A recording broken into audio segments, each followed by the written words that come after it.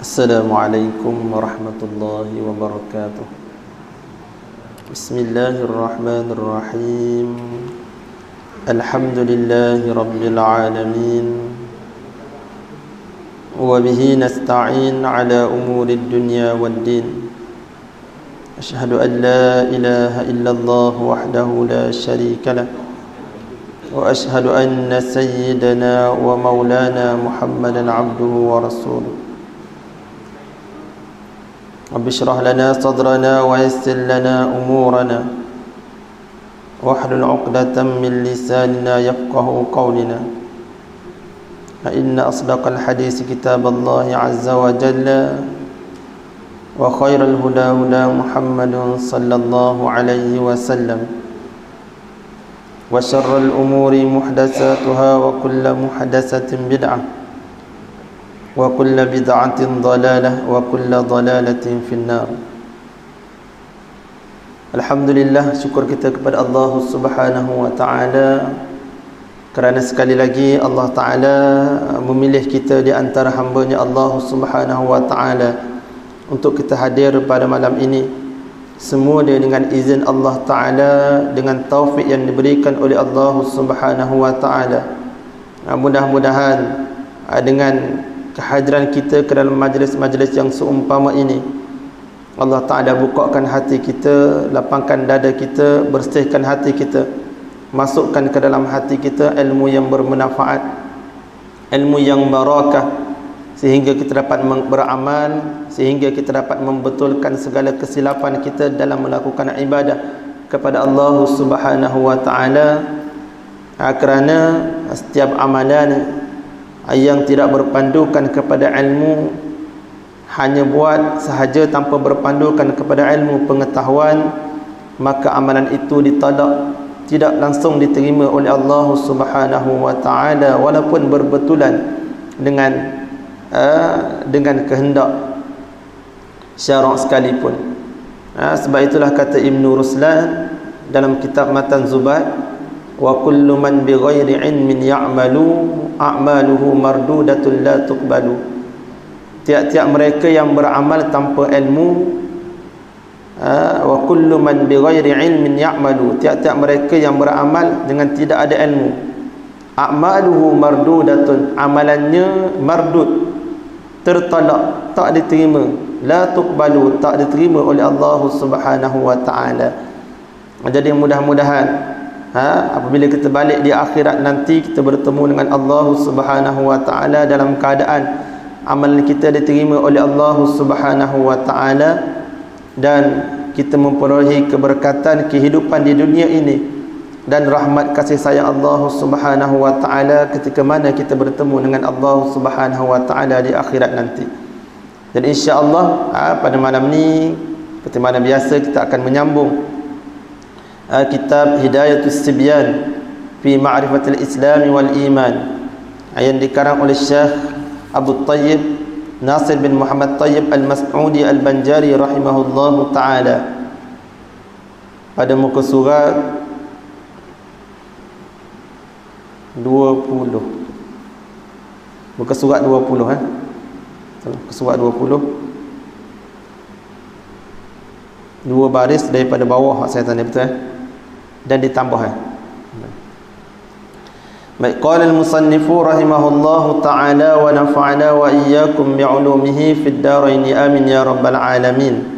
Kata musannif rahimahullahu ta'ala, dan ditambah bagi yang lain daripada maghrib, ditambah bagi yang lain daripada maghrib. Ini kita membahaskan tentang wirid selepas sembahyang. Wirid selepas sembahyang hukumnya ialah sunnah. Sunat. Hukumnya ialah sunat.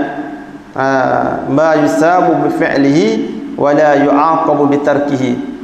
Apa makna sunat? Ma yusabu bi fi'lihi, barang perkara amalan yang diberi pahala dengan kita memperbuat, wa la yu'aqabu bi tarkihi, dan tidak diseksa, tak berdosa dengan kita meninggalkan akan dia. Buat boleh pahala, tinggal tak berdosa. Tetapi walaupun tak berdosa, kata Syekh Ibrahim Al-Baijuri rahimahullahu ta'ala, walaupun benda itu sunat, Tetapi dia kata li'anna taraka zalika jafwatun bainal 'abdi wa rabbih. Kerana bahawasanya meninggalkan taraka zikri wa doa ba'da salah, meninggalkan zikir dan doa selepas daripada sembahyang ini, jafwatun, satu kurang ajar, kurang adab, satu kekerasan, bainal 'abdi wa rabbih, di antara Allah Taala, di antara seorang hamba dan Tuhannya. Satu yang kurang adab, satu perkara yang kurang adab lah, kita kata mudah-mudah kata kurang adab. Kita dengan Allah Subhanahu wa taala lepas sembahyang terus kita bangun tanpa ada wirid, tanpa ada doa. Seolah-olahnya kita tak berhajat kepada Allah Taala. Aku tak ada hajat kepadamu ya Allah, nak berdoa apa? Aku tak perlu kepada engkau. Tentang sihat aku dah sihat dah, tak perlu nak berdoa kepada engkau. Aku dah kaya dah, tak perlu nak berdoa kepada engkau. Aku dah senang dah, harta dah banyak dah, kerja dah ada dah, anak isteri semua beres, tak ada masalah, aku tidak ada masalah, tak aku berhajat kepada engkau ya Allah. Seolah-olah begitu, tak ada aku tak ada hajat padamu ya Allah. Lepas sembahyang terus bangun belah, tanpa ada wirid, tanpa ada doa, tanpa ada zikir, tanpa ada zikir, maka itu satu kekerasan, satu kurang adab kita dengan Allah Subhanahu wa taala, di antara Allah, di antara Tuhan dan hamba-Nya, kata Syekh Ibrahim Al-Bajuri dalam kitab Bajuri Ibnu Qasim. Baik, maka di antara wirid yang dianjurkan oleh para salafus salih, ulama-ulama terdahulu, begitu juga mereka ini ambil daripada tabi'in, tabi'in ambil daripada sahabat, sahabat ambil daripada baginda Nabi sallallahu alaihi wa alihi wasahbihi wa baraka wasallam. Start daripada mula kita dah baca dah minggu lepas. Lepas sembahyang kita istighfar, sunat kita istighfar, sunat kita baca Allahumma antas salam wa minkas salam wa ilaika ya'udus salam, sampai sunat kita membaca ayat kursi. Kita baca ayat kursi, wa ilahukum ilahun wahidun la ilaha illa huwar rahmanur rahim. Selepas sembahyang kemudian baca amanar rasul, kemudian baca syahidallah sampai habis. Sampailah wa tukhrijul hayya minal mayyit wa tukhrijul mayyita minal hayy wa tarzuqu man tasha'u bighairi hisab.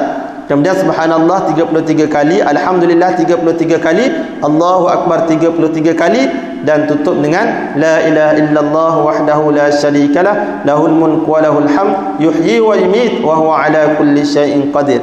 Maka semuanya ini ada hadis Nabi sallallahu alaihi wa alihi wasahbihi wa baraka wasallam.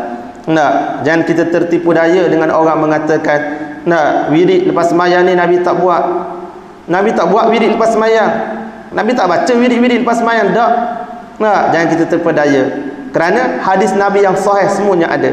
Cuma Nabi tak katalah setiap kali sembahyang hendaklah kamu membaca wirid. Tak, Nabi tak kata gitu. Tapi Nabi kata siapa yang membaca ayatul kursi selepas daripada sembahyang, ini kelebihannya. Siapa yang beristighfar lepas sembahyang, ini kelebihannya. Siapa yang membaca Allahumma ajirna minan nar selepas sembahyang, ini kelebihannya. Saya dah baca dah minggu lepas banyak dah tentang hadis-hadis. Siapa yang bertasbih subhanallah 33 kali, alhamdulillah 33 kali, Allahu akbar 33 kali, diampunkan dosa-dosanya, walaupun dosa itu sebanyak buih di lautan, sekalipun Allah Taala ampun. Ini hadis-hadis Nabi. Takkan Nabi sebut saja, Nabi tak buat. Nabi suruh sahabat-sahabat buat, dia tak buat. Gitu.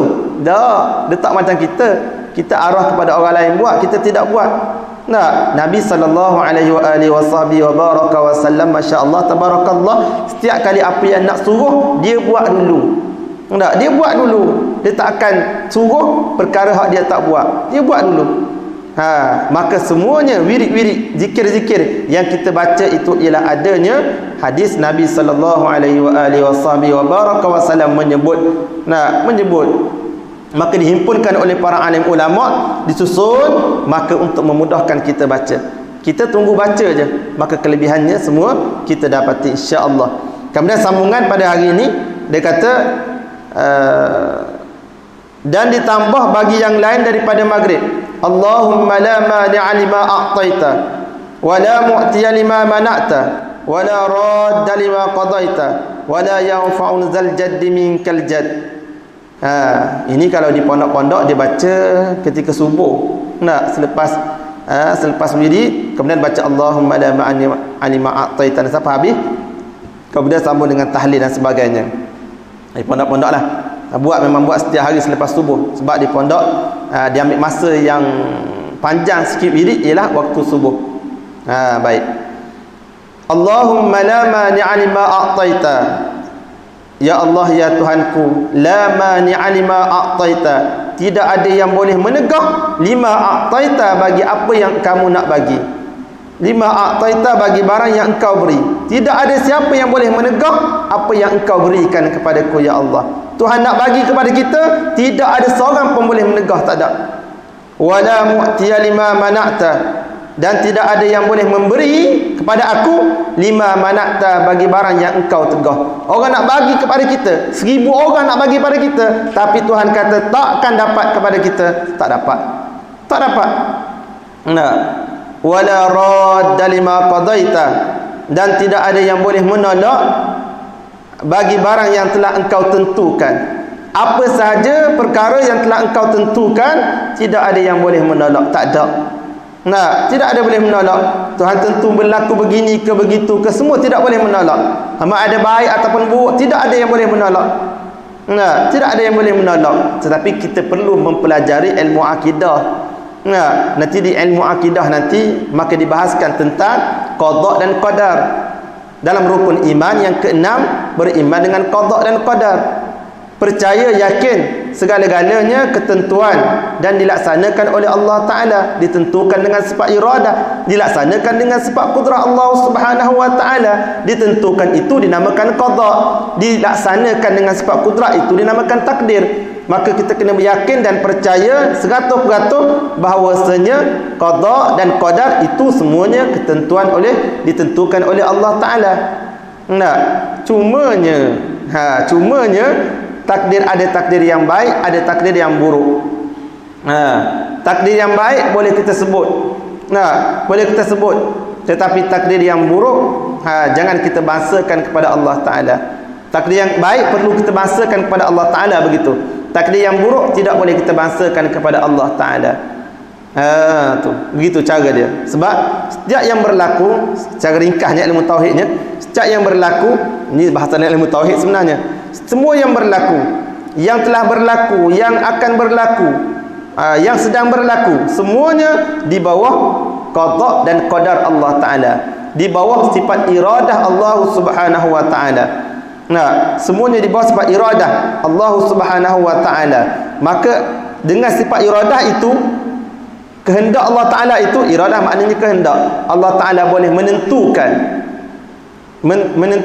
mentaksiskan.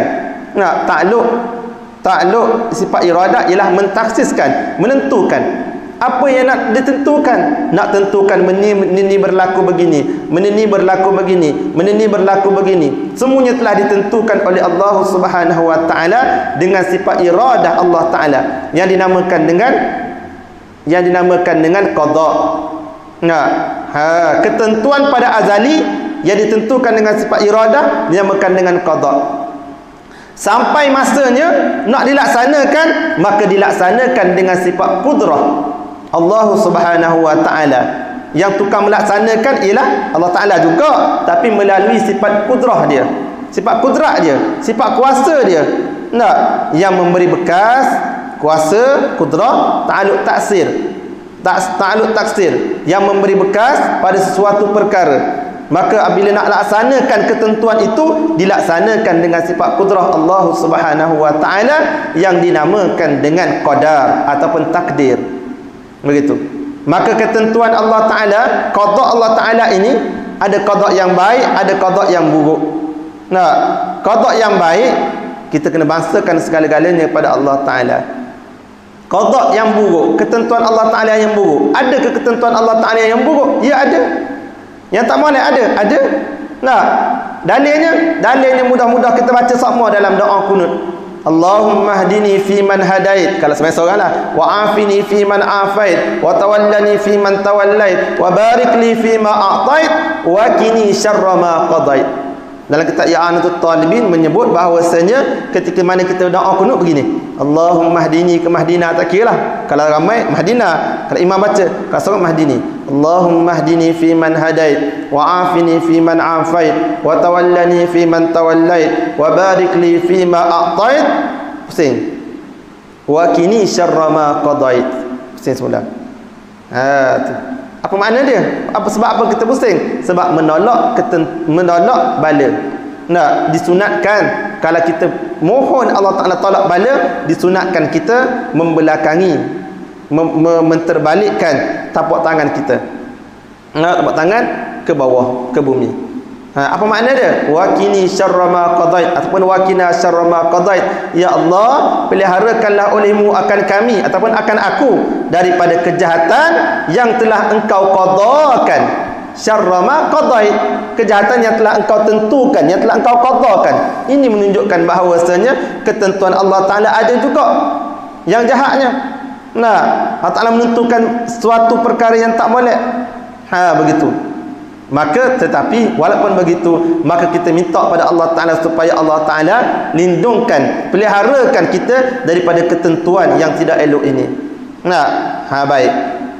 Sakit, kerugian, bankrupt, dak, sedih, duka cita dan sebagainya. Nah, semuanya orang panggil ketentuan yang tak berkenan oleh nafsu kita. Kita kata tak molek lah sebab tak berkenan dengan nafsu kita. Kalau berkenan dengan nafsu kita molek. Tu sawit mahal. Allah, bagus. Saya mahal. Dah berkenan. Getah mahal. Oh, lagi bagus. Sawit jatuh. Tak boleh. Harga sawit jatuh, harga getah jatuh. Tak berkenan di hati kita. Naik sawit, jatuh sawit, semuanya ditentukan oleh Allah Taala. Tapi dikatakan buruk bagi kita. Bagi Allah Taala sama aje. Dia kata buruk bagi kita. Maka apabila begitu, tidak boleh bangsakan keburukan itu kepada Allah Ta'ala, kepada takdir, kepada ketentuan Allah Ta'ala, tak boleh. Sebab apa sakit? Ya, dah Allah Ta'ala takdir aku sakit, nak go mana? Tak boleh. Salahkan Allah Ta'ala. Dah Allah Ta'ala takdirkan aku miskin, nak macam mana? Dah Allah Ta'ala takdirkan aku bankrupt, nak go mana? Dah Allah Ta'ala takdirkan minyak mahal, nak go mana? Dah Allah Ta'ala takdirkan getah murah harganya, nak buat mana? Tengok benda jahat, benda tak molek, benda kita tak suka, kita menyalahkan Allah Ta'ala. Allah Ta'ala buat. Kita sedang menyalahkan Allah Ta'ala. Dah kita tak lulus, anak kita tak lulus, contohnya, kita salahkan Allah Ta'ala. Orang-orang buat maksiat, orang-orang tak semayang, kita salahkan Allah Ta'ala. Ini ketentuan Allah Ta'ala, dia tak semayang. Ini ketentuan Allah Ta'ala yang buat dia tak lulus. Ini Allah Ta'ala menentukan anakku tak lulus. Jangan, tak boleh begitu, haram kata gitu tu. Sebab Allah Ta'ala ajar dalam Quran, ma asabaka min hasanatin fa minallah. Apa-apa yang mengenakan kepada kamu, benda yang jahat, benda yang baik, fa minallah, maka kena bangsakan kepada Allah Ta'ala. Kalau dapat rezeki yang banyak, oh bagus mu ni, oh kaya mu, untung kamu, alhamdulillah, rezeki daripada Allah Ta'ala.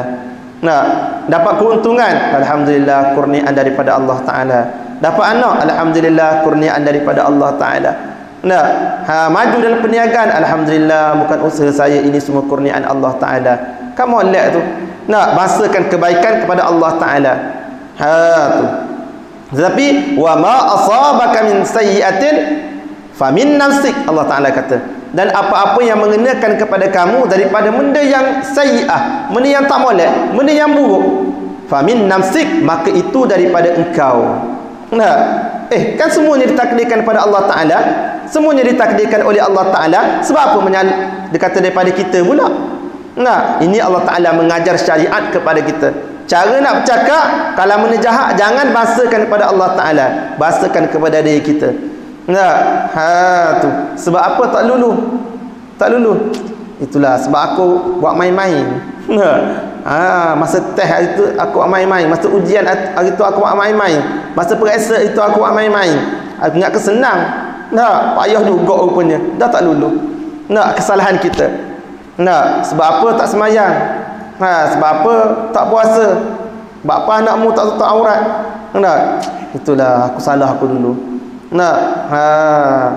melentur buluh daripada rebungnya. Aku dah jadi buluh dah, baru nak lentur semula. Dah jetak kat aku semula. Tak boleh tegur dah, anak aku dah besar dah, susah dah. Dah biar, kita tak kena tegur. Nak katanya kesalahan diri kita sebab tak tegur daripada awal. Biar salah diri kita. Mana anakmu tak tutup aurat? Itulah anak aku, anda dah Allah Ta'ala takdir gitu. Takdir. Nah, salahkan takdir. Hak kita tak asal daripada kecil, salahkan diri kita. Nah, begitu apa-apalah kejahatan, jangan masakan kepada Allah Ta'ala, jangan. Masakan kepada diri kita.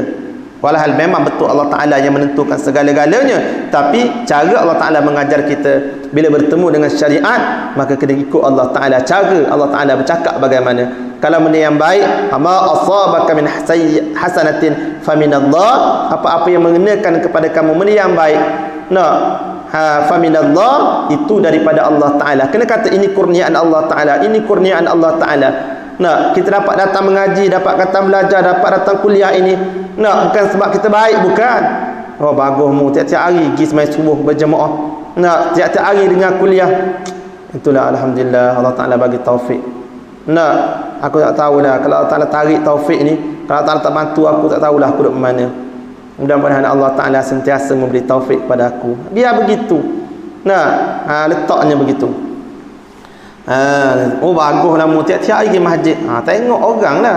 Aku ni tok aku lu ulama besar. Tengok. Riak selalu. Benda-benda baik jangan bahasakan kepada kita. Benda-benda baik bahasakan kepada Allah Ta'ala. Alhamdulillah Allah Ta'ala menjaga aku. Mudah-mudahan Allah Ta'ala sentiasa menjaga aku semua. Biar begitu letaknya. Kalau kita bahasakan kepada diri kita, jadi riak. Baik. Maka dia kata sini, la mani'a lima a'taita wa la radda lima qadaita, dan tidak ada yang boleh menolak bagi barang yang telah engkau tentukan. Tak boleh tolak. Wa la yanfa'ul zal, ni apa panggil qada, ada dua. Dalam ilmu tauhid qada ada dua, qada mubram dan qada muallaq. Qada mubram ialah qada yang telah ditentukan oleh Allah Ta'ala, telah ditetapkan oleh Allah Ta'ala. Qada muallaq, qada yang digantungkan oleh Allah Ta'ala, digantungkan oleh Allah Ta'ala. Bukan Allah Ta'ala tak tahu, digantungkan kepada malaikat.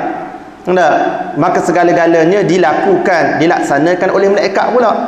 Dilaksanakan oleh malaikat. Malaikat ini tugasnya memberi rezeki, malaikat ini tugasnya menurunkan hujan, malaikat ini tugasnya buat itu, buat ini. Ada semua diarahkan kepada malaikat.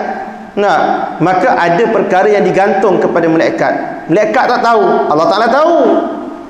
Tu panggil qada muallaq, qada yang digantungkan di lauh mahfuz. Berpandukan kepada ayat yamhullahu ma yasha'u wa yusbit wa indahu ummul kitab. Yamhullah, Allah Ta'ala menyapu oleh Allah Ta'ala ma yasha', apa yang Allah Ta'ala nak sapu. Apa Allah Ta'ala nak hilangkan, apa yang Allah Ta'ala hilangkan, semuanya di Allah Ta'ala belaka. Wa yusbit, dan Allah Ta'ala menetapkan. Ada yang Allah Ta'ala sapukan, ubahkan, ada yang Allah Ta'ala tetapkan. Tapi wa indahu ummul kitab, di sisi Allah Ta'ala ada ketetapan ilmu yang telah nyata di Allah Ta'ala. Baik. Itu panggil qada muallaq. Bila ada qada muallaq, maka sebab itulah datangnya hadis Nabi sallallahu alaihi wasallam, as-sadaqatu tadfa'ul balaya, sedekah itu boleh menolakkan bala. Allah Ta'ala dah tentu dah nak letakkan kepada dia bala. Macam mana sedekah boleh tolak bala pula? Baru tak berlawanan dengan hadis itu. Ini qada muallaq, qada yang digantung. Kalau ada sedekah, maka umur dia panjang, 60 tahun. Kalau tak sedekah, umur dia 50 tahun. Maka malaikat dia tunggu. Malaikat cabut nyawa, malaikat Israel duk tunggu. Dia ni sedekah ke tak sedekah? Sedekah ke tak sedekah? Sebab ada dua ni, 50 dan 60. 50 tahun dan 60 tahun. Digantungkan di malaikat, di lauh mahfuzannya. Malaikat tak tahu. Allah Ta'ala tahu dah. Sampai masanya tengok orang ni bersedekah. Bila orang ni bersedekah, maka Allah Ta'ala hapuskan yang hak 50 tahun, jadilah umur 60 tahun. Malaikat kata, oh tak sampai masa lagi, 10 tahun lagi. Begitu cara dia. Banyaklah yang disebut oleh Nabi sallallahu alaihi wasallam. Sedekah boleh menolakkan bala, sedekah boleh menyembuhkan penyakit. Sebab itulah kalau kita pergi di Mekah, di towel, di apa, di menara jam tu, dalam tu dia tulis besar je kat dinding, besar kat ni. Sebelum kita naik lift, dia besar je kat dinding. Bukan sekali saya tengok, tak faham. Kalau tak tengok jauh-jauh tak nampak benda hak dia tulis. Rupanya dia kata dia tulis bahasa Arab lah, tak ingat dah. Dia kata da'u benda saya tak ingat dah. Maksudnya berobatlah akan penyakit kamu bisadaqati, dengan bersedekah. Dia tulis depan farmasi. Farmasi, orang nak beli obat sama ni.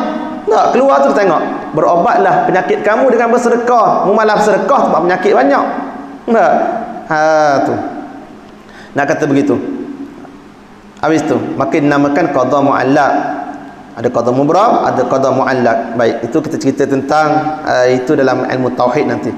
Wala radda lima qadaita wala yanfa'ul zal jadd minkal jadd, dan tidak ada manfaat akan yang mempunyai kebesaran minka daripada engkau, al jaddu oleh kebesaran, oleh pangkat. Orang yang mempunyai kemegahan, orang yang mempunyai kebesaran, pangkat di dunia, tidak ada la yanfa'u, tidak boleh memberi manfaat kepada engkau.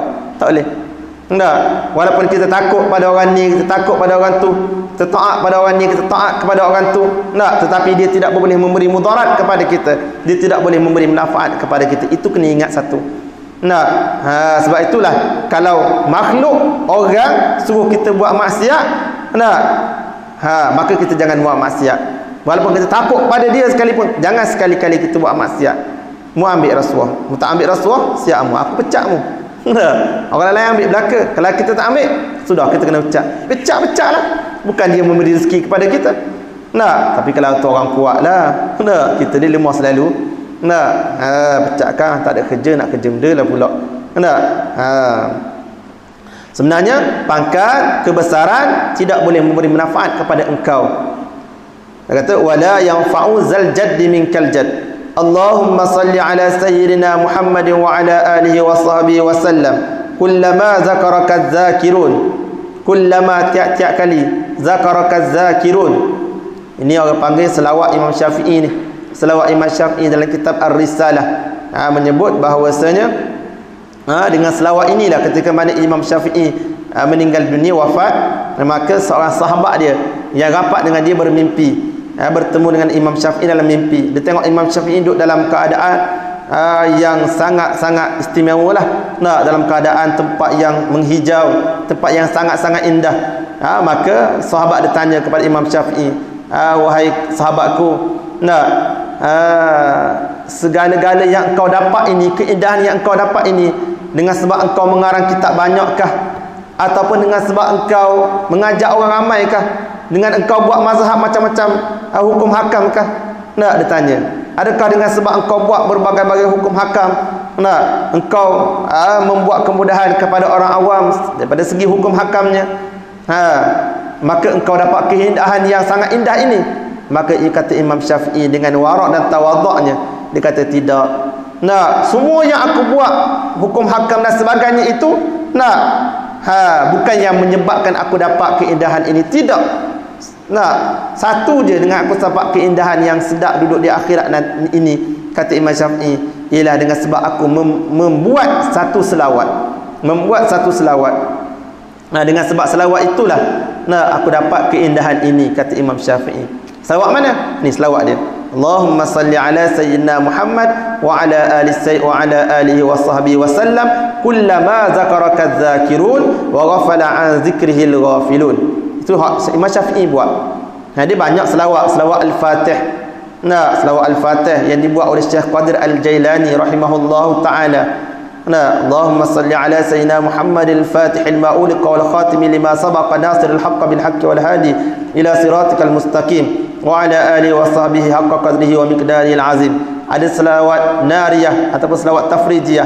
Itu bukan selawat yang maksur. Itu bukan selawat yang maksur yang datang daripada Nabi. Yang dibuat oleh para alim ulama sahaja. Selawat Al-Fatih, selawat apa lagi tadi? Selawat nariyah ataupun selawat tafrijiyah. Allahumma salli salatan kamilatan wa sallim salaman, sampai habis. Itu selawat tafrijiyah. Dibuat oleh ulama, orang panggil selawat yang ghairi maksud. Ada selawat namanya selawat Syekh Badawi yang dibuat oleh Syekh Badawi, selawat Asrar. Allahumma salli wa sallim ala nuril anwar wa sirril asrar wa tiryakil aghyar wa miftahi babil yasar sayyidina wa maulana Muhammadinil Mukhtar wa alihi al-athhar wa ashabihi al-akhyar adada ni'amillahi wa ifdali. Itu selawat Asrar. Tak sangat banyak manfaat, sangat banyak kelebihan orang mengamalkan selawat Asrar. Sebelum sembahyang kita baca, adalah kelebihan dia. Masing-masing dia berlainan orang dapat kelebihan orang yang mengamalkan selawat Asrar tersebut. Banyak lagi lah. Maka di antaranya selawat ini ialah selawat Imam Syafi'i rahimahullahu ta'ala. Baik. Kullama zakaraka dzakirun, maknanya tiap-tiap kali mengingati akan engkau oleh segala orang yang mengingati, maka ya Allah turunkanlah rahmat kepada Nabi Muhammad setiap kali orang mengingati kepada engkau. Tu. Wa ghafala an dzikrihil ghafilun, dan setiap kali melupailah daripada mengingatinya oleh segala orang yang melupai. Setiap kali orang lupa nak berselawat, turunlah rahmat kepada Nabi Muhammad. Setiap kali orang ingat nak berselawat, turunlah rahmat kepada Nabi Muhammad. Itu maksudnya. Berapa banyak orang ingat pada Nabi Muhammad? Ramai. Maka setiap kali itulah kita minta Allah Ta'ala memberi rahmat kepada Nabi Muhammad. Berapa banyak orang yang lupa kepada Nabi Muhammad? Lagi ramai. Maka setiap kali orang lupa, maka Allah Ta'ala memberi rahmat kepada Nabi Muhammad. Ini selawat yang dibuat oleh Imam Asy-Syafi'i rahimahullahu ta'ala. Wa radiyallahu ta'ala an sadatina ashabi sayyidina Rasulillah ajma'in wa hasbunallahu wa ni'mal wakil. Cukuplah Allah Ta'ala sebagai wakil. Wala haula wala quwata illa billahil aliyyil azim. Tidak ada daya untuk melakukan kebaikan, ketaatan, dan tidak ada upaya untuk meninggalkan kemaksiatan, kejahatan, illa billah ay illa bi'aunillah, melainkan dengan pertolongan Allah yang maha tinggi lagi maha besar. Tinggi pangkat, besar pangkat, bukan besar zat dak. Astaghfirullahalazim, ada kata astaghfirullahalazim, astaghfirullahalazim 3 kali. Kemudian ya latifu ya kafi ya hafizu ya syafi ya latifu ya kafi ya hafizu ya syafi Allah ya latifu ya wafi ya karimu anta Allah. Kemudian la ilaha illallah 10 kali. Kemudian orang bubuh lah. Ya hu la ilaha illallah, la ilaha illallah, mawjud la ilaha, mawjud. Ya hu la, kemudian mawjud, kemudian ma'bud, kemudian maksud, kemudian azim. Ataupun la ilaha illallah saja tak apa, cukup 10 kali. Tu dah. Banyak kelebihannya ni. Ya Latif, wahai Tuhan yang maha lemah lembut. Wahai Tuhan yang maha lemah lembut. Allahu latifum bi'ibadihi. Sebut dalam Quran, Allahu latifum bi'ibadihi yarzuqu man yasha wa huwal qawiyyul aziz. Allah Ta'ala yang lemah lembut dengan hamba-Nya. Dialah yang memberi rezeki bagi mereka yang dikehendaki. Sebab itulah ada amalan. Ada amalan membaca Ya Latif. Ya Latif ni banyak kelebihannya. Antara amalan ialah membaca Ya Latif daripada ulama-ulama lah. Saya dengar dulu daripada ulama disebut bahawasanya baca Ya Latif kalau ada hajat-hajat yang besar, ada hajat-hajat yang besar, hajat besar ke ataupun bahagian rezeki ke dan sebagainya, bagi tentang rezeki. Sebab dia kaitkan Allahu latifum bi'ibadihi, sebut dalam Quran yarzuqu man yasha. Maka kalau kesempitan rezeki, amalkan Ya Latif 126 kali, 129 kali. 129 kali amalkan Ya Latif, Ya Latif. Nak tu elok-elok, seelok-eloknya baca di pagi hari lah. Nak kita ke mana kita baca. Sekurang-kurangnya amalkan sekali tak apa dah. Nak amalkan sekali tak apa dah. Lepas subuh kita pun lepas wirid dan sebagainya kita duduk sekejap baca ya latif ya latif ya latif ya latif. Nak pertamanya baca Fatihah sekali dulu. Fatihah, baca sekali Fatihah, kemudian baca selawat Al-Fatih sekali. Allahumma salli ala sayyidina Muhammadin al-Fatih lima uliqa wal khatim lima sabaqa nasiril haqq bil haqqi wal hadi ila siratikal mustaqim wa ala alihi wa sahbihi haqqa qadrihi wa miqdarihi al-azim. Kemudian baca ya latif ya latif ya latif ya latif ya latif 129 kali. Enggak?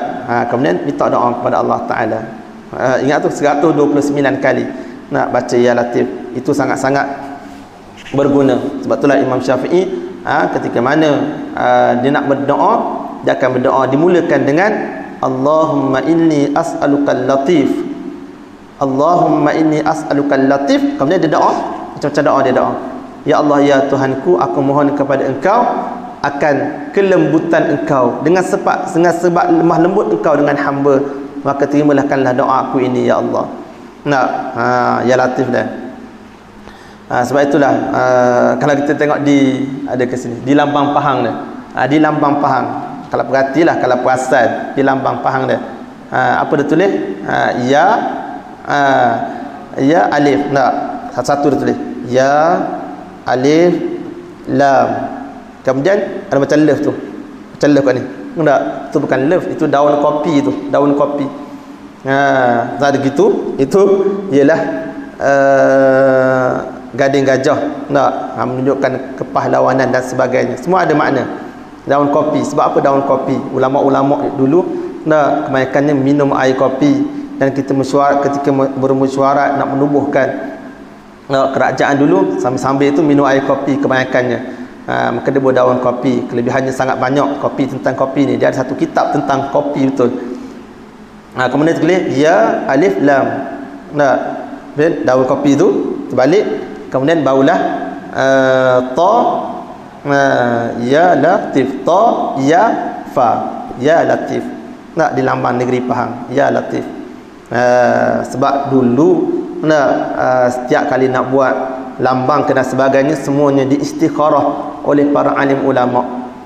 Istikharah pada alim ulama, bukan lambang sebarang lambang itu. Lambang tu ada makna, lambang tu ada kekuatannya sendiri, ada kekuatannya, ada kerohaniannya sendiri. Sebab itulah setiap semua, cuma kita faham tak faham itulah. Macam sebab di raja ni, di raja memayungi agama. Raja memayungi agama. Sebab itulah di istana dan sebagainya ada lambang dia. Negeri Pahang ada lambang dia, negeri Johor ada lambang dia. Tu. Sebab itulah kalau panggilan raja, tengok panggilan raja. Duli yang maha mulia. Duli yang maha mulia Seri Paduka Baginda. Duli yang maha mulia. Apa makna duli? Duli, apa makna duli? Duli diambil daripada bahasa Arab. Duli dengan mana? Dalla. Ambil pada Arab, bahasa Arab. Dalla. Man dalla ala khairin kafa'ilih. Siapa yang menunjukkan kepada kebaikan, maka seolah-olah dia memperbuat. Ambil dalla tu lah, dalla. Duli ambil pada dalla, yang menunjuk. Duli yang maha mulia. Yang maha mulia siapa dia? Bukan raja. Yang maha mulia iaitu tuju kepada Allah Subhanahu wa taala. Raja ialah duli yang maha mulia. Dia ni, raja ni duli yang maha mulia, yang menunjuk kepada Allah Subhanahu wa taala, yang menarik rakyat supaya sampai kepada Allah taala, yang membawa rakyat supaya dapat redha Allah Subhanahu wa taala. Itu makna duli yang maha mulia. Tu Seri Paduka Baginda. Seri, apa seri? Seri ini pelapik. Pelapik. Paduka dalam kamus menyebut selipar. Tak, pelapik selipar. Seri Paduka, seri pelapik, paduka selipar. Tak. Bagindanya Nabi sallallahu alaihi wasallam. Seri Paduka Baginda, pelapik selipar Nabi sallallahu alaihi wasallam. Menunjukkan, membawa rakyat, maknanya apa dia tadi? Duli yang maha mulia, maknanya yang menunjuk rakyat, yang membawa rakyat supaya dapat redha Allah Subhanahu wa taala, tetapi seri paduka baginda menjadi pelapik kepada selipar Nabi sallallahu alaihi wasallam. Baginda Nabi, bukan pada raja tu tak. Baginda ialah baginda Nabi. Menjadi pelapik selipar kepada baginda Nabi sallallahu alaihi wasallam, dengan makna selipar orang apa? Masuk sarung dan berjalan. Nah, mengikut jalanan baginda Nabi sallallahu alaihi wasallam. Bawa rakyat sampai kepada Allah, tapi berpandukan kepada penunjuk dan jalan yang dibawa oleh baginda Nabi sallallahu alaihi wasallam. Kita panggil duli yang maha mulia, seri paduka baginda. Nah, itu raja. Tu. Sebab itulah kita kena mempertahankan institusi raja yang memayungi agama. Sebab apa agama berada di bawah raja? Sebab apa? Sebab dia membawa rakyat supaya sampai kepada Allah Ta'ala. Dia tak ikut pemerintah yang berpolitik, tak ikut. Dia tak duduk di bawah pemimpin, dia tak duduk di bawah presiden. Dia tak duduk di bawah agama Islam ni, tak duduk di bawah presiden. Tak duduk di bawah parti politik tak. Kerana kalau parti politik tu kalah, akan lemahlah agama. Parti politik tu menang, akan kuatlah agama. Dia kena duduk di bawah raja. Raja tak bermain dengan peralihan politik dan sebagainya. Duduk di bawah raja, rajalah yang sentiasa raja ni bertukar-tukar, dia duduk di atas sama raja ni. Dia tak ada naik turun, duduk di atas sama raja. Maka barulah agama sentiasa berada di atas sama. Maka dia duduk di bawah raja, di bawah kekuasaan raja yang memayungi agama Islam, yang nak bawa rakyat kepada Allah Subhanahu wa taala, keredaan Allah, ketaatan kepada Allah, berpandukan kepada perjalanan yang dibawa oleh baginda Nabi sallallahu alaihi wasallam. Baik, panjanglah bahagian tu pula. Kita nak katanya orang dulu ni hebat, orang dulu hebat. Ulama-ulama dulu menjadi penasihat kepada raja-raja. Penasihat kepada raja-raja. Sebab apa? Sebab mereka inilah, dia tahu raja yang memimpin umat pada ketika itu, memimpin rakyat ke arah agama. Baik. Sebab itulah tidak boleh buang raja. Jangan dibuang raja. Buang raja, agama berada di bawah parti politik dah. Maka terubang ambinglah agama, seperti terubang ambingnya parti politik dan kerajaan. Dia mesti berada di bawah raja yang sentiasa berada di atas. Baik begitu. Baik, ya Latif. Dalam lambang negeri Pahang, ya Latif. Ya Kafi, wahai Tuhan yang mencukupi. Ya Hafiz, wahai Tuhan yang menjaga. Ya Syafi, wahai Tuhan yang menyembuhkan. Ya Latif, wahai Tuhan yang lemah lembut. Ya Kafi, wahai Tuhan yang mencukupi. Ya Hafiz, wahai Tuhan yang memelihara. Ya Syafi, wahai Tuhan yang menyembuh lagi. Ya Latif, wahai Tuhan yang lemah lembut. Ya Wafi, wahai Tuhan yang menepati janji. Ya Karim, wahai Tuhan yang mulia. Antallah, engkaulah Allah. Kemudian la ilaha illallah 10 kali. Muhammadur Rasulullah sallallahu alaihi wasallam ialah kalimatul haq, ialah kalimah yang sebenar. Alaiha, atas kalimah yang sebenar ni, la ilaha illallah Muhammadur Rasulullah ni, nahya, kami hidup, wa alaiha, dan atasnya kalimah ini namutu, kami mati, wa alaiha, dan atas kalimah ini juga nab'asu, kami dibangkitkan insya-Allah jika dikehendaki oleh Allah Taala, minal aminin, daripada kalangan orang yang aman, selamat di akhirat nanti. Birahmatihi, tapinya bukan dengan amalan kita, bukan dengan kekuatan kita, bukan dengan kebaikan kita, bukan dengan amal ibadat kita, bukan dengan pahala yang kita bawa, tapi birahmatihi, dengan rahmatnya Allah Ta'ala. Birahmatillah, dengan rahmatnya Allah Ta'ala. Wa karamihi, dan pemurahnya Allah Ta'ala. Baik, habis itu itulah Muhammad Rasulullah kalimatul haq, alaiha nahya wa alaiha namut wa alaiha nub'asu insyaallah ta'ala minal aminin birahmatillahi wa karamih. Dan sunat tambah pada wirid sembahyang maghrib dan subuh dahulu daripada Allahumma anta salam hingga akhir akan la ilaha illallah wahdahu la syarikalah lahul mulku wa lahul hamd yuhyi wa yumiit wa huwa ala kulli syai'in qadir 10 kali. Nak astaghfirullahalazim, la ilaha illallah 10 kali. Lepas barulah Allahumma antas salam. Kemudian syahdan, maka sunat membaca sebarang doa syahdan. Allah Subhanahu wa taala alam. Semoga sedikit ini boleh memberi manfaat kepada kita. Dan sebelum tu saya nak tambah sikit lagi nak tambah. Nak tambah banyak. Ni dah tambah dah. Nak tambah sikit lagi.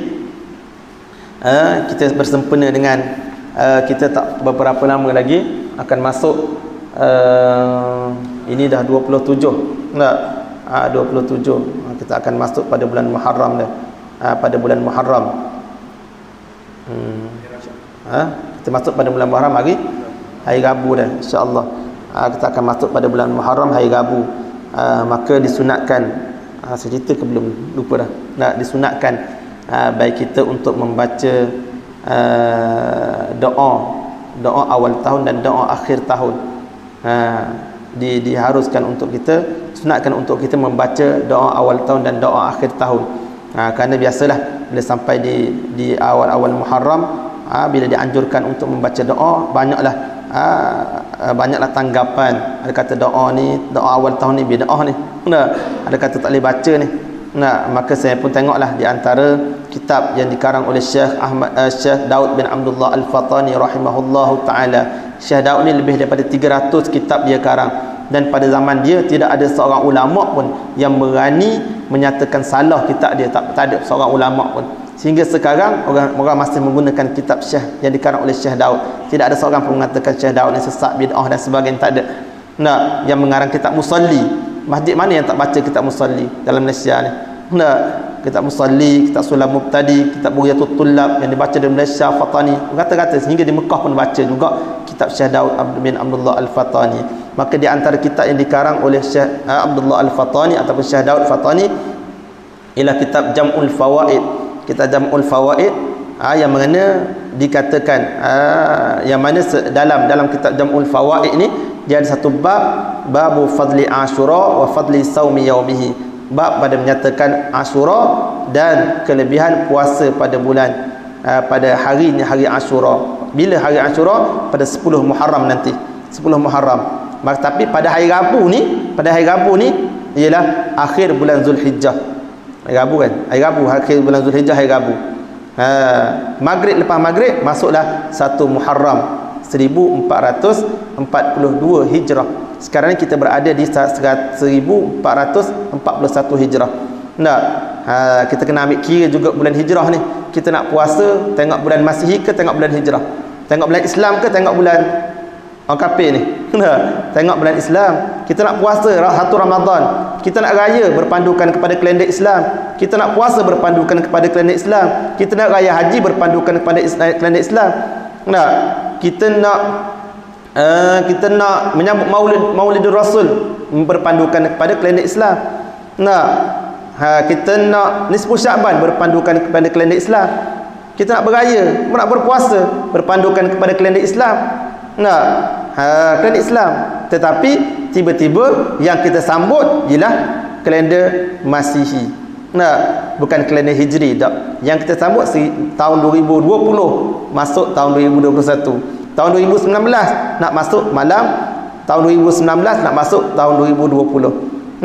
Padahal yang kita beramal dan mengelilingi di seluruh amal ibadat kita ialah berpandukan kepada kalender Islam, kalender Hijrah 1442 1 Hijrah. Sekarang ni hari Rabu ni lepas maghrib masuklah 1442 Hijrah. Maka di sini disebut dalam kitab Jam'ul Fawaid yang dikarang oleh Syekh Daud, disebut disunatkan kita membaca pada awal tahun, iaitu awal bulan Muharram, seperti kata Syekh Jamaluddin Sibtu Ibnu Zawji taghammadahullah birahmatih, katanya telah mengajar akan daku Syekh Umar bin Qudamah Al-Maqdisi akan doa akhir tahun dan doa bagi awal tahun. Katanya sentiasa guru kami berwasiat mereka itu dengan dia. Berwasiat mereka itu dengan dia dan membaca akan dia, dan tiada meluput daku sepanjang umurku. Sepanjang umur aku tak pernah tinggal membaca doa awal tahun dan doa akhir tahun, kata Syekh Umar bin Qudamah Al-Maqdisi, seorang yang sangat alim sehingga dipuji oleh para alim ulama kealiman dia pada zaman dahulu. Maka kata Syekh Umar Al-Qudamah Al-Maqdisi, aku tak pernah tinggal. Ma zala masyayikhuna yusuna bihi wa yaqra'unahu wa ma fatani tula umri. Nah, sentiasalah guru kaku mewasiatkan kepada aku, dan sentiasalah aku baca, dan tidak pernah aku tinggal sepanjang umur aku. Apa dia? Doa awal tahun dan doa akhir tahun. Mana? Allahumma antal abadiyil qadimul awwal wa ala fadlikal azim wa karamika wa judikal muawwal wa hadha amun jadidun qad aqbala as'aluka al-ismata fihi minasy syaitanir rajim wa awliya'i wal auna ala hadhihi an-nafs al-ammarati bis-su' wal istiqbali mimma yuqarribuni ilaika zulfa ya dzal jalali wal ikram. Dibaca akan dia 3 kali. Nak baca seorang pun tak apa, nak baca imam baca kita amin pun tak apa juga. Tak, boleh baca, tidak ada masalah. Bila nak baca? Pada hari Rabu ni. Tak, sebelum maghrib kita baca doa akhir tahun. Lepas maghrib kita baca doa awal tahun. Dibaca 3 kali. Kelebihannya dalam kitab Jam'ul Fawaid ni juga, dia kata maka bahawasanya syaitan berkata, senyap meminta aman, meminta selamat daripada dirinya pada barang yang tinggal daripada umurnya. Nah, bila kita baca 3 kali, maka kata syaitan, nah, orang ni meminta selamat kepada Allah Ta'ala supaya Allah Ta'ala selamatkan diri dia daripada gangguan aku pada umur yang masih berbaki kepada dia, dan mewakili oleh Allah Ta'ala dengan dia akan 2 malaikat yang mengawal kedua-duanya daripada syaitan dan tentera syaitan. Allah Ta'ala mewakilkan, meletakkan kepada dia, memberi kepada dia akan 2 orang malaikat yang mengawal kedua-duanya daripada syaitan dan tentera syaitan.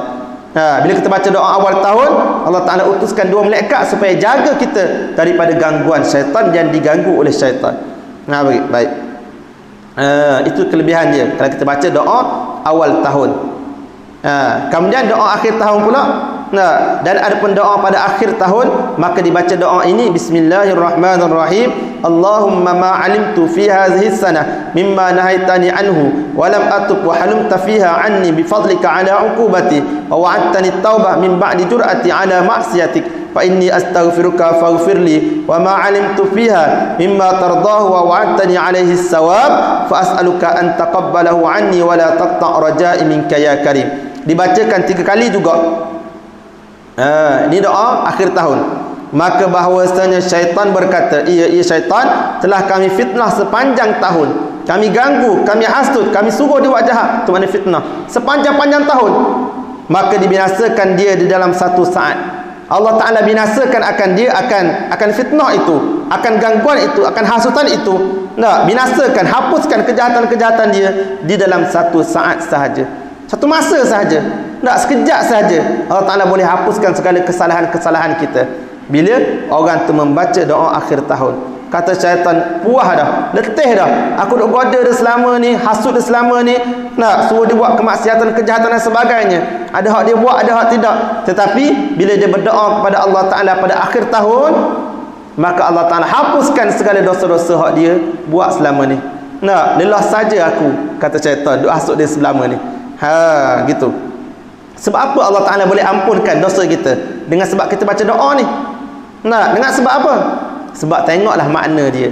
Tengok makna doa ni. Banyak maknanya, makna-makna yang menggambarkan kita menyesal. Wa wa'adtani taubah min ba'di jur'ati ala maksiatik. Aku berjanji dah kepada engkau ya Allah, aku nak berhenti daripada maksiat. Aku berjanji pada engkau, aku bertaubat padamu ya Allah, tapi aku ulangkan maksiatik aku. Aku ulangkan maksiat kepada engkau juga ya Allah. Buat lagi maksiat hari ni taubat, esok buat, esok taubat, lusa buat. Semalam dah taubat dah, tak nak buat dah. Minggu lepas taubat dah, buat pula minggu ni. Semalam baru kata tak nak, hari ni buat pula. Semalam dah bertaubat dah, hari ni buat pula. Tahun lepas kata nak bertaubat dah, tahun ni buat pula. 2 tahun lepas bertaubat dah, 2 tahun ni buat pula. Sama aku begitu. Itu keluhan kita dalam doa tersebut. Fa inni astaghfiruka ya Allah, maka aku mohon ampun kepada engkau ya Allah. Faghfirli, tolong ampun olehmu akan aku ya Allah. Tolong ampun olehmu akan aku ya Allah. Kemudian last kali tu kita minta Allah Ta'ala terima taubat kita. Fa as'aluka an taqabbala anni, taqabbalahu anni wala taqta' rajai, ya Allah aku mohon kepada engkau ya Allah bahawa engkau terimalah daripada aku ini ya Allah, terima segala amalan aku yang aku buat selama ini ya Allah. Aku berada di akhir tahun dah ni ya Allah. Maksiat yang aku buat sama, lepas taubat buat, tapi pada hari ni aku mohon ampun padamu ya Allah. Aku tahu aku cuai ya Allah. Allah ni begini. Allah ni, Tuhan ni, kalau kita mengaku beres selalu. Hak ni buat maksiat tak mengaku ni tak marah. Buat maksiat, bertaubat tak nak, mengaku ni tak nak, menyesal ni tak nak. Bila kita mengaku, menyesal, mengaku dan mengadu kecuaian kita, maka Allah Ta'ala ampunkan terus dosa-dosa kita. Wala taqta' raja'i minka ya karim, dan jangan engkau putuskan harapanku daripada engkau ya Allah yang maha mulia, yang maha pemurah dan lagi maha mulia. Inilah pengakuan kita, pengaduan kita dalam doa yang kita rintihkan di akhir tahun. Bila pada hari Rabu ni kita berada di akhir tahun 1441 Hijrah. Akhir tahun Hijrah, kemudian lepas maghrib, lepas azan maghrib, boleh dah baca doa awal tahun, ataupun lepas sembahyang maghrib kita boleh terus baca doa awal tahun. Begitu. Baik. Inilah di antara amalan-amalan ulama-ulama yang terdahulu yang boleh kita amalkan. Tidak ada masalah. Boleh kita baca seorang-seorang boleh, ataupun kita baca orang lain pakai amin pun, imam baca kita amin pun tidak ada masalah. Boleh juga. Lepas tu nak cari mana doa ni, banyak doa. Tengok dalam kitab, dalam Yasin, teks Yasin tu, Yasin hak kecil-kecil tu kebanyakannya belakang tu ada doa awal tahun, doa akhir tahun ada.